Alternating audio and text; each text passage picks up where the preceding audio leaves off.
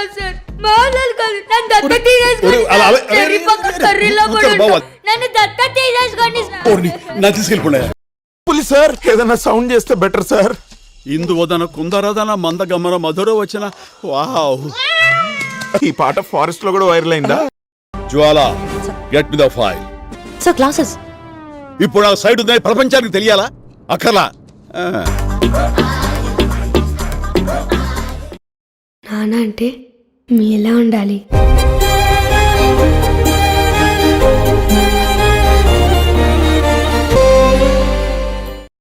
శశై, వేలు చూపించి మాట్లాడతావేంటి?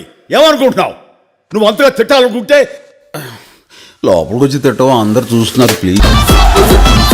మనల్ని టార్చర్ పెట్టే పెళ్లం తరపు బంధువుల్ని, మరీ ముఖ్యంగా అత్తగారిని మావగారిని ఆడుకుంటుంటే ఉంటుందయ్యా పిచ్చ అయ్యొస్తుంది. శశి, ఏంటి? ఏం లేదు, నా వాట్సాప్ నెంబర్ కొంచెం అన్బ్లాక్ చేయవా ప్లీజ్.